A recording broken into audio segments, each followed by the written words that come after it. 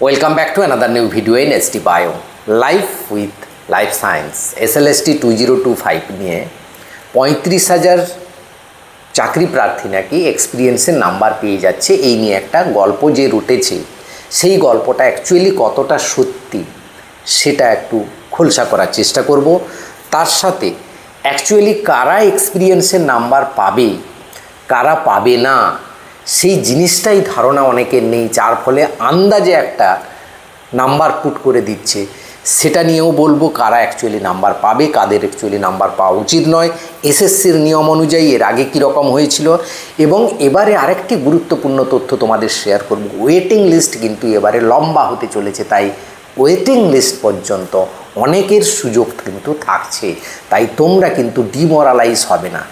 আরেকটি গুরুত্বপূর্ণ তথ্য শেয়ার করব, যেই আন্দোলন হচ্ছে, এই আন্দোলনের ফলে তোমরা কি কি উপকার পাবে ভবিষ্যতে, কাট অফের ক্ষেত্রে সেটা কতটা কমবে কি কমবে না, কি প্রভাব পড়বে, অ্যাকচুয়ালি কমবে কি কমবে না সেটা নিয়ে বলবো। এবং কাট অফটা অ্যাকচুয়ালি কীভাবে কাট অফটা হয় অনেকেরই ধারণা নেই তোমাদের মধ্যে, সেটা বুঝতেই পারি, তোমাদের ধারণা থাকা সম্ভব নয়, তোমরা প্রথমবার পরীক্ষা দিয়েছো যারা।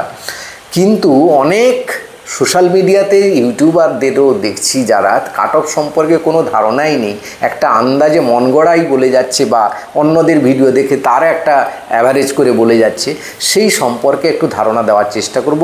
খুব গুরুত্বপূর্ণ ভিডিও, অনেক কিছু শিখতে পারবে, ইন্টারভিউ পর্যন্ত অনেক কিছু জানবে এই ভিডিওতে। তাই ভিডিওটা অবশ্যই শেষ পর্যন্ত দেখো, ভালো লাগলে লাইক করে বন্ধুদের শেয়ার করে দিও, চ্যানেলে নতুন হলে চ্যানেলটা সাবস্ক্রাইব করে নিও। দেখো, প্রথমেই আসি, প্রথম পয়েন্টটা 35,000-এর গল্পটা। আপার প্রাইমারি যারা শিক্ষক তারা কিন্তু যখন 9-10-এর পরীক্ষা দেবে তারা পাবে না, বা একাদশ দ্বাদশে পাবে না, কারণ ওইখানে ক্লিয়ারলি লেখা আছে, কোথায়, গেজেটে, যে যারা কন্ট্রাকচুয়াল বা পার্মানেন্ট টিচার মাধ্যমিক সেকেন্ডারি লেভেল পর্যন্ত, সেকেন্ডারি স্কুল নয়, সেকেন্ডারি লেভেল পর্যন্ত পড়ায় তারাই পাবে। তো আপার প্রাইমারি তো সেকেন্ডারি লেভেল পর্যন্ত পড়ায় না, 8 পর্যন্ত পড়ায়। 2 নাম্বার হচ্ছে প্যারা টিচার। প্যারা টিচাররা কি পাবে? প্যারা টিচারও পাবে না সেই অনুযায়ী, গেজেট অনুযায়ী, কারণ তারা সেকেন্ডারি লেভেল পর্যন্ত পড়ায় না। এবং এর মধ্যে অনেকেই বা তোমরা ফোন করে জেনেই নিয়েছো এসএসসি অফিস থেকে যে প্যারা টিচাররা নাকি পাচ্ছে না। হ্যাঁ, পাচ্ছে না।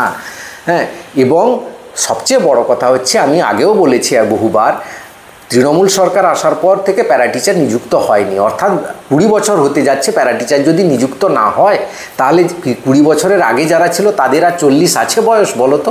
তারা কি আর পরীক্ষা দিতে পারবে? কারণ প্যারা টিচাররা তো আর পাবে না, এই ছাড়টা তো পাবে না। এবার আসি কন্ট্রাকচুয়ালের ব্যাপারে। কন্ট্রাকচুয়ালে কিন্তু কোনো নাম্বার পাবে না, কারণ যে কন্ট্রাকচুয়ালটা ডিআই লেভেল থেকে হয় সেটা কিন্তু পাবে। সেটা কতজন হবে?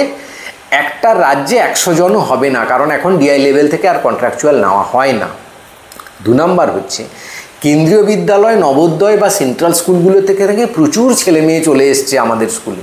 দেখো, তারা যারা সেখানে কিন্তু প্যারা টিচার নিয়োগ হয় না কেন্দ্রীয় বিদ্যালয়, বলে দিই, তারা পার্ট টাইমার নেয়, এবং সেটা 1 বছরের চুক্তি করে নেয়, এবং সেটা সেই স্কুলের প্রিন্সিপালের অ্যাপয়েন্টমেন্ট লেটার নেওয়া হয়। যে অ্যাপয়েন্টমেন্ট লেটারে কোনো বোর্ডের সিগনেচার নেই, কোনো বোর্ডের রেকমেন্ডেশন নেই, কোনো বোর্ডের অথরিটি নেই, একজন প্রিন্সিপাল বা একজন, আমাদের স্কুলে যেমন একজন হেডমাস্টার, তার দেওয়া অ্যাপয়েন্টমেন্ট লেটারে কিন্তু কোনো চাকরি হবে না, কোনো এক্সপিরিয়েন্স পাবে না। এবার ডেপুটেশনে পাবে। সেখানে কেন পাবে না? সেখানে ডিআই অ্যাপ্রুভ থাকে, এই জন্য যারা ডেপুটেশনে কাজ করেছে তারা কিন্তু পাবে। কিন্তু যে 11 মাস ডেপুটেশনে কাজ করেছে সে 0 পাবে এক্সপিরিয়েন্সে। যে 1 বছরের বেশি কাজ করেছে সেই কিন্তু নাম্বার পাবে।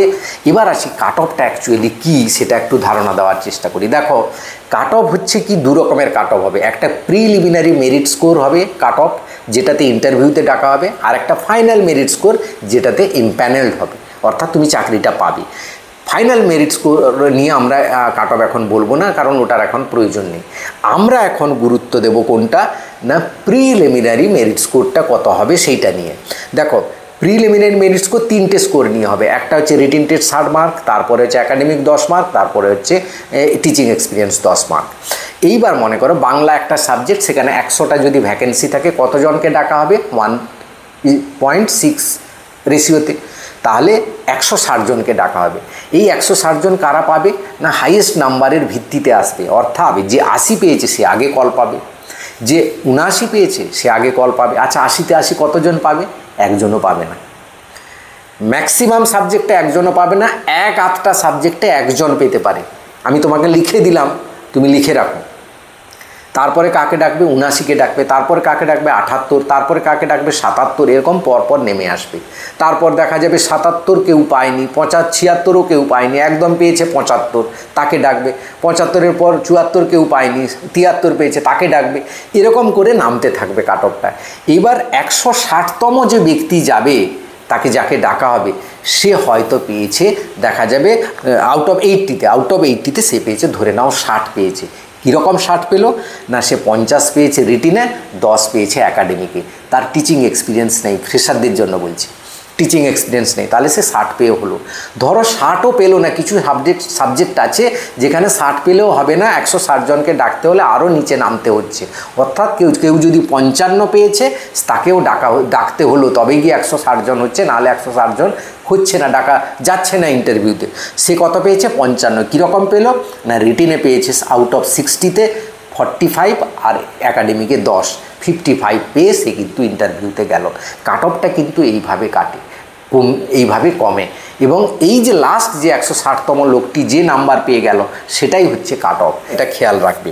এবার আসি, এই যে আন্দোলনের করার কিন্তু খুব দরকার আছে, কারণ আন্দোলন না করলে তুমি কিন্তু এসএসসির কিন্তু যে নানা রকমের যে, বুঝতেই পারছো, সোশ্যাল মিডিয়াতে সমস্ত কিছু বলবো না, নানা রকম যে গন্ধ পাচ্ছি, সেই গন্ধগুলো জুড়ে যাবে, তখন কিন্তু কাট অফ বাড়বে। কাট অফ কেন বেড়ে যেতে পারে না, একজন অযোগ্য লোক যদি বেশি নাম্বার বাড়িয়ে তাকে ঢুকিয়ে দেওয়া হয়, তাহলে যোগ্য শিক্ষক যে 55 পেয়েছিল সে তো আর ঢুকতে পারলো না, এর নাম্বার তো বাড়িয়ে দিয়েছে, তার জায়গাটা নিয়ে নিল, তাহলে কাট অফ বেড়ে যাবে। তাহলে আন্দোলন হলে এসএসসি চাপে থাকবে, তখন ইন্টারভিউ প্রসেসটা ঠিকঠাক হবে, ডেমনস্ট্রেশনে ঠিকঠাক হবে। এবং এই আন্দোলনে আমি আগেও একবার বলেছিলাম যে এই আন্দোলনে তোমাদের আরেকটা জিনিসকে জোর দিতে হবে, সেটা হচ্ছে ভিডিওগ্রাফি করা, ইন্টারভিউ এবং ডেমনস্ট্রেশন দুটোর ভিডিওগ্রাফি করার চাপ দিতে হবে। এবং যখনই এসএসসি কোনো চাপে পড়ছে, তখনই সব ঠিকঠাক করে করতে চেষ্টা করছে, যখন চাপ নেই তখন কিন্তু নানা রকমের বুঝতে পারছো গন্ধ সেখানে ঢুকে যাচ্ছে। তো এই চাপটা দিলে সমস্ত কিছু যদি ভিডিওগ্রাফি হয়, তখন কিন্তু কাট অফ কমবে, কারণ এক্সাক্ট নাম্বার পেয়ে চান্স পাওয়া কিন্তু সেটা কিন্তু বেশি নাম্বার না পেয়েই পাবে, তখন সে কম নাম্বার পেয়েও কিন্তু 160 জনের মধ্যে যেতে পারবে। অর্থাৎ যে বাংলার এক্সাম্পলটা দিলাম একটা সাবজেক্টের, যে সাবজেক্টে 300টা ভ্যাকেন্সি আছে, কোনটায় 3000 ভ্যাকেন্সি আছে, তার কাট অফ সেরকমভাবে কমতে থাকবে। কম্পেয়ারটা করে নাও তোমরা, এবার বুঝতে পারবে কাট অফটা কেন কমবে। এইবার ইন্টারভিউ যদি ঠিকঠাকভাবে দেওয়া হয়, ডেমনস্ট্রেশন যদি ঠিকঠাকভাবে নাম্বার দেওয়া হয়, এক্স্যাক্ট নাম্বারটা পেলে কাট অফটা কমবে। এই জন্য এই আন্দোলনটার কিন্তু দরকার আছে। তাই আন্দোলনের সাথে আমি বলেছি ইন্টারভিউ প্রিপারেশান চলবে এবং ডেমনস্ট্রেশনও কিন্তু প্রিপারেশান চলবে। এবার আরেকটা কথা বলি, ওয়েটিং লিস্টটা লম্বা হবে কেন? দেখো, এবারে এই যে এক্সপিরিয়েন্সের নাম্বার অ্যাকচুয়ালি তাহলে কারা পাবে না, ওই 13,500 জন যে যোগ্য শিক্ষক ওরাই পাবে। বাকি 12 সালের কয়েকজন টিচার, সেটা কত, একটা সাবজেক্টে 1-2 লোক হবে, আর বেশি পাবে না। কারণ বেশিরভাগ আর কেউ যেতে চাইছে না, দিতে চাইছে না, এই যে হ্যাঁচ প্যাঁচের মধ্যে না থেকে, বাবু আমি যেটাই আছি ভালো আছি, হ্যাঁ, এই জন্য কেউ আসছে না। আর কেন্দ্রীয় বিদ্যালয়ে কেউ পার্মানেন্ট জব করে এখানে কিন্তু পরীক্ষা দিতে আসবে না, বা অন্য স্টেটে কেউ পার্মানেন্ট জব করে, এই স্টেটে অন্য স্টেটের থেকে সরকারি স্কুলের বেতন কম, এটা জেনে রাখো। তাই অন্য স্টেট থেকে কেউ সার্ভিস হোল্ডার আসবে না, যারা বেকার ছেলে বসে আছে তারাই আসছে। এবং অন্য স্টেট থেকে যারা আসছে তারা যে যার সাবজেক্টে আসছে, অর্থাৎ হিন্দি, তেলেগু, এইসব নেপালি টেপালি এইগুলো নিয়ে আসছে, তোমার বাংলা মিডিয়ামের কম্পিটিশান করতে আসছে না, এটা জেনে রাখো। তাই কিন্তু বলছি ওয়েটিং লিস্ট লম্বা হবে। তার কারণ হচ্ছে কিছু 12 সালের টিচার বা তারপরের টিচার যারা রয়েছে, 12 সালের বা তার আগের টিচার যে 2-1 জন আছে, 10 লেভেল পর্যন্ত ছিল, তারা একাদশ দ্বাদশে যাবে, নাম্বার পেয়ে যাবে, তারা কিন্তু চলে যেতে পারে। সেই ভ্যাকেন্সিটা কিন্তু পরে খালি হবে, তার জন্য সেখানে ওয়েটিং লিস্ট যারা থাকবে তাদেরকে ডাক হতে পারে।